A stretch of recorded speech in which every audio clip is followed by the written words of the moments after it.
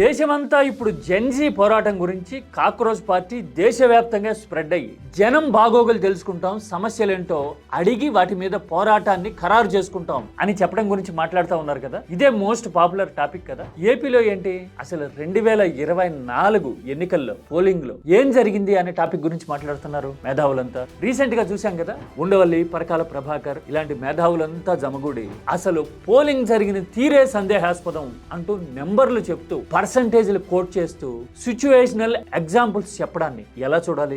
ఏపీలో ఇదే ఇప్పుడు పాపులర్ టాపిక్ అయిపోతున్న పరిస్థితి కదా. టాక్స్ లో కూడా నాకు అసలు ఫుల్ వీడియో చేయండి, మాట్లాడండి ఈ టాపిక్ మీద అని మెసేజ్లు పెడతా ఉన్నారు. ఉండవల్లి ఏమన్నారు అనే క్లిప్ చూపిస్తే ఎందుకని ఇంత క్యూరియాసిటీ? దేశమంతా జెన్జీ పోరాటం గురించి మాట్లాడుతుంటే ఏపీ మాత్రం ఇలా 2024 ఎన్నికల్లో ఏం జరిగింది, పోలింగ్ అలా ఎందుకుంది అని మదన పడిపోతా ఉందేంటి? మేధావులు కూడా టెక్నికాలిటీస్ చూపిస్తూ మాట్లాడడం అనేది దేనికి సంకేతం? పైగా ఈ మధ్యన ప్రధాని మోదీ ప్రశ్నించాలి, ప్రశ్నిస్తేనే డెమోక్రసీ బాగుంటది అని చెప్పారు కదా. లేకిన్ సిర్ఫ్ సవాల్ పూछकर मत रुकिए, उनका समाधान खोजने का साहस भी रखिए. ఇలాగా వెరీ రీసెంట్ గా మరి ఈ ప్రశ్నిస్తున్న మేధావులకి సమాధానం ఎవరు చెప్తారు? చెక్ చేద్దాం ఆన్సర్ ఏంటో.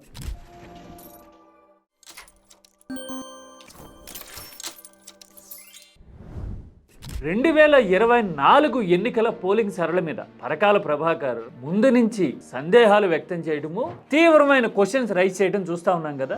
ఆయన ప్రస్తావిస్తున్న క్వశ్చన్స్ ఇప్పుడు కాదు, గత 2 ఏళ్లుగా ఆ క్వశ్చన్స్ చూస్తే 3 ప్రధానమైన విషయాలు కనపడతాయి అందులో. ఒకటోది ఇదిగో ఇక్కడ కనపడతాను చూడండి. రాత్రి 11:45 దగ్గర నుంచి 2 గంటల మధ్యలో 17 లక్షల ఓట్లు పోలైనాయి అని డేటా చూపిస్తా ఉన్నారు. 3500 బూతుల్లో పోలింగ్ జరిగింది అంటున్నారు కదా, అవి ఎక్కడా అని పరకాల ప్రభాకర్ అడుగుతా ఉన్నారు. మరి అవి ఎక్కడ జరిగినాయి, ఆ వీడియో ఫుటేజ్ ఏంటి, ఆ బూతుల పేర్లు వివరాలు ఏంటనేవి బయటికి రాలేదు కదా, చెప్పట్లేదు కదా. ఇది క్వశ్చన్ నెంబర్ 1. రెండోది, ఒక ఓటు వేయడానికి రఫ్లీ 14 నుంచి 15 సెకండ్లు పడుతుంది. కానీ ఈసీ చూపిస్తున్న లెక్కల ప్రకారం, ఏది అర్ధరాత్రి పోలింగ్ జరిగింది అని చెప్పి చూపిస్తున్న లెక్క ప్రకారం 6 సెకండ్లకే ఒక ఓటు పడింది. ఇంత డిఫరెన్స్ ఎందుకు వచ్చింది? అసలు ఈవీఎం ఒక ఓటు పడిన తర్వాత మళ్ళీ రెడీ కావడానికే కొంత టైం తీసుకుంటుంది కదా, కొన్ని సెకండ్స్. ఆ సెకండ్స్ ని కూడా దాటేసి ఇంత పోలింగ్ ఎందుకు జరిగింది, ఎలా జరిగింది, సైన్స్ కి అందని అద్భుతం ఇది, దీనికి సమాధానం చెప్పాలి అని పరకాలు అంటూ ఉన్నారు కదా. ఇది రెండో క్వశ్చన్. మూడోది, రాత్రి 8 నుంచి 2 గంటల మధ్యలో మొత్తం 4.16% ఓట్లు పోలైనాయి అని చెప్తా ఉన్నారు. మొత్తం పోలింగ్ లో అవి 52 లక్షల ఓట్లు అంటూ ఉన్నారు కదా. అంటే ఎంత పెద్ద నెంబర్, 52 లక్షల ఓట్లు అంటే ఒక స్టేట్ అసెంబ్లీలో పార్టీల రాతల్ని తలకిందులు చేసేస్తుంది కదా. మరి ఇలాంటి సీరియస్ క్వశ్చన్స్ కి సమాధానాలు ఎందుకు చెప్పట్లా, ఎందుకు రావట్లా? ఇప్పుడు కూడా అదే విషయాన్ని ప్రస్తావిస్తా ఉన్నారు. పైగా ఎస్ఐఆర్ గురించి ఇవాళ రేపట్లో దేశం అంతా మాట్లాడుతూ ఉంది. ఏపీలో కూడా ఎస్ఐఆర్ అంటే ఏంటో ఇప్పుడు తెలుసు కదా. మరి ఆ ఎస్ఐఆర్ గురించి ఏమన్నారో చూడండి. బెంగాల్లో 93 లక్షలు తీసేశారు, తమిళనాడులో 97 లక్షలు తీశారు, కేరళలో 24 లక్షల మంది. ఇలా అన్ని రాష్ట్రాల్లోనూ ఇన్ని లక్షల ఓట్లు పోతా ఉన్నాయి అని చెప్తా ఉన్నారు. అంటే గత ఎన్నికల్లో సందేహాలు అలాగే ఉండగా ఇప్పుడు ఓట్లు పోతుండేసరికి అసలు ఎలక్టోరల్ సిస్టమ్ ని నమ్మడం ఎలా? 1వ తారీఖు పోలింగ్ అండి, 4వ తారీఖు లెక్కింపండి, ఎన్ని ఓట్లు పడ్డాయో 6వ తారీఖు ఎవరు మాట్లాడేంటండి? ఇలా అనడం కనపడతా ఉంది కదా. మరి ఈ క్వశ్చన్స్ కి సమాధానాలు ఎవరు చెప్పాలి? పైగా పరకాల ఈ మధ్యన ఇంకొక లోతైన కామెంట్ కూడా చేస్తా ఉన్నారు. ఈ సంవత్సరం ఆగస్టు 15న ఎర్రకోట మీద త్రివర్ణ పతాకం ఎగరచ్చు, వచ్చే సంవత్సరం ఎగురుతుంది అని నేనైతే గ్యారంటీ ఇవ్వలేదు.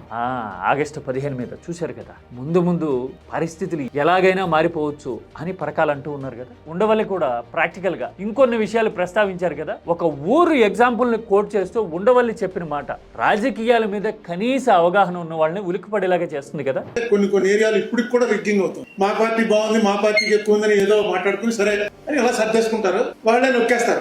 అలాగే కాంగ్రెస్ కల్లా ఎక్కువ ఏం జరిగిందో తెలియదు కానీ ఇది మేము దగ్గరుండి మేమే కొట్టుకున్నాం, మా కళ్ళు అంటుకున్నా ఇదేంటి ఇలా వచ్చేసిందని ఈ నొక్కించుకున్న దగ్గరలో ఉన్న 4-5 కలిసి ఏంట్రా ఇది ఇలా అయితే మనకి మెయింటైన్ చేయడం ఎందుకు ఈ ఊర్లోనూ, ఎవరికి ఏమొస్తాయో తెలియదు. చూశారు కదా, అదేంటి వాళ్ళలో వాళ్లే మూకుమ్మడిగా ఓట్లు వేసుకునే చోట కూడా షాక్ అయిపోయేంత రిజల్ట్ వచ్చింది, నెంబర్లు కనపడినాయి, ఏం జరిగింది అంటూ ఉన్నారు కదా. పైగా ఇంకొక వ్యాలిడ్ పాయింట్ కూడా రైజ్ చేశారు. సందేహాలు ఉన్నప్పుడు, డౌట్ వచ్చినప్పుడు, డిస్ప్యూట్ రైజ్ అయినప్పుడు లెక్క పెట్టడానికే కదా వీవీప్యాట్లు తీసుకొచ్చారు. మరి వీవీప్యాట్లు లెక్కించపోతే అసలు వాటిని తీసుకురావడం ఎందుకు, అసలు లెక్కించాలని ఎందుకు అనుకోవట్లా? నొక్కేది సరిగ్గా వెళ్తుందా లేదా ఇదా అని అనుమానం రావడానికి వీవీప్యాట్లు లెక్కమానేశారు అంటే ఏదో తేడా ఉందన్నమాట. అయితే లెక్కెట్టుకో ఎన్నిసార్లు కావాలంటే ఎన్నిసార్లు లెక్కెట్టుకోవాలి నిజంగా పేరు అయితే. చూశారు కదా, ఇలాగా అనడం చూస్తే ఏమనిపిస్తుంది సగటు మనిషికి? అంటే సిస్టమేటిక్ గా జరగాల్సిన పోలింగ్ లాంటి విషయాల్లో కూడా సందేహాలు ఉన్నప్పుడు, సవాళ్ళు వచ్చినప్పుడు సమాధానం చెప్పాల్సిన యంత్రాంగం మిన్నకుండిపోతే అధికారంలో ఉన్న వాళ్ళ లెజిటిమసీని ఎలా నమ్మగలం? ప్రజా మద్దతుతోనే వచ్చారు అని ఎలా చెప్పగలం అని. ఒక ప్రజాస్వామ్యంలో ఈ కనీస ప్రశ్నలకి జవాబులు లభించాలి. లేకపోతే ఎన్నికల ఫలితంగా ఏర్పడినటువంటి ప్రభుత్వాలకి లెజిటిమసీ ఉండదు. చూశారు కదా, పరకాల వాడిన ఈ లెజిటిమసీ అనే బాట చాలా కీలకంగా కనపడతా ఉంది కదా. మరి ఇంత తీవ్రమైన క్వశ్చన్స్ వచ్చినప్పుడు ఈ విషయం మీద అసలు నిష్పాక్షికంగా ఇవి వాస్తవాలు, ఇదిగో రైస్ చేస్తున్న క్వశ్చన్స్ ఇవి, వాటికి సమాధానాలు ఇవి అని చెప్పే పరిస్థితి ఎందుకు లేదంటారు?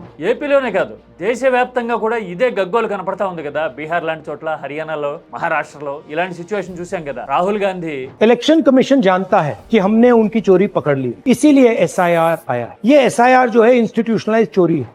ఇలాగా పవర్ పాయింట్ ప్రెజెంటేషన్స్ పెట్టి మరీ క్వశ్చన్ చేయడం చూసాం కదా. అఫ్ కోర్స్ ఆయన ఎందుకో మరి ఏపీకి డిస్కౌంట్ ఇచ్చేసి ఏపీ విషయాన్ని కోట్ చేయరు కానీ మిగతా అసెంబ్లీ ఎన్నికల్ని, మిగతా ప్రాంతాల్లో పరిస్థితుల్ని అయితే పదే పదే ఇలా పవర్ పాయింట్ తో కోట్ చేయడం, క్వశ్చన్ చేయడం కనపడింది కదా. మరి ఆ క్వశ్చన్స్, ఆ సవాళ్లు, ఆ సందేహాల మీద కూడా ఈసీ జాతీయ స్థాయిలో కూడా ఎందుకు ప్రస్తావించట్లా, సమాధానం చెప్పట్లా? జస్ట్ ఇప్పుడు మీరు ఈ వీడియో చూస్తున్నప్పుడు కూడా కింద యూట్యూబ్ ఒక డిస్క్లైమర్ చూపిస్తారు చూడండి. ఎలక్ట్రానిక్ ఓటింగ్ మిషన్స్ గొప్పగా బ్రహ్మాండంగా పనిచేస్తున్నాయి, అపోహల్ని నమ్మొద్దు అని చెప్తూ ఉంటుంది ఆ మెసేజ్. అంటే సిస్టమేటిక్ గా అసలు అన్ని డిజిటల్ ప్లాట్ఫామ్స్ కి ఒక కామన్ కోడ్, ఆటోమేటెడ్ మెసేజ్ అనేది ఇలా డిస్ప్లే అయిపోతుంది. ఈవీఎంల గురించి, ఈసీ గురించి ఎవరు మాట్లాడినా గానీ గత కొన్నేళ్లుగా. మరి ఇంత ఏర్పాటు చేయగలిగినప్పుడు, ఇంత సంజాయిషి, ఇది పైన వీడియో వస్తున్నప్పుడే కింద డిస్ప్లే చూపించేసేంత సంజాయిషి మేనర్ నిజంగా ఉంటే గనక సమాధానం చెప్పాలి కదా, ఎందుకు చెప్పట్లా? ఇది కదా అతిపెద్ద సందేహం. ఈ క్వశ్చన్ మార్క్ ఇలాగే ఉందనుకోండి, ముందు ముందు పరిణామాలు ఎలా మారుతాయి? అధికారం ఉంది కదా, సిస్టమ్స్ అన్ని చేతిలోనే ఉన్నాయి కదా, మీడియా ఉంది కదా అనుకుని వాస్తవాలకి మాస్క్ వేసి బుల్లింగ్ చేసుకుంటూ నెట్టుకొచ్చేద్దామో అనుకుంటే గనక ఓ పక్కన కాక్రోచ్ పోరాటం, ఇంకో పక్కన ఇలాంటి ధర్మ సందేహాలు, టెక్నికాలిటీస్, నెంబర్ల ఆధారంగా, ఈసీ చెప్పిన నెంబర్ల ఆధారంగానే ఉన్న క్వశ్చన్స్, ఈ రెండు కలగలిస్తే గనక అధికారంలో ఉన్న వాళ్ళకి ఎలాంటి పరిస్థితి వచ్చే అవకాశం ఉంటుంది? అసలు ఎందుకు మాట్లాడట్లా? మాట్లాడితేనే, క్వశ్చన్ చేస్తేనే అసలు డెమోక్రసీ బాగుంటుంది అని మోడీ చెప్తా ఉన్నారు కదా. పోనీ ఆయనైనా చొరవ తీసుకుని ఈసీ పనితీరు గురించి, అసలు ఈవీఎం విషయంలో రకరకాల ఆరోపణలు చేస్తూ ఉన్నారు కదా, ఆ విషయంలో ఒక సమాధానం ఆయన చెప్పకపోయినా చెప్పగలిగిన వాళ్ళతో చెప్పించవచ్చు కదా, టెక్నికల్ గ్రౌండ్స్ తెలిసిన వాళ్ళతో. ఎందుకు చేయట్లేదంటారు? కామెంట్ని సబ్జెక్ట్ ఓరియంటెడ్గా, లాజికల్గా, అంతకు మించి పార్లమెంటరీ లాంగ్వేజ్లో మాత్రమే చేయండి. కీ టాక్స్ ఆలోచనలకు వేదిక.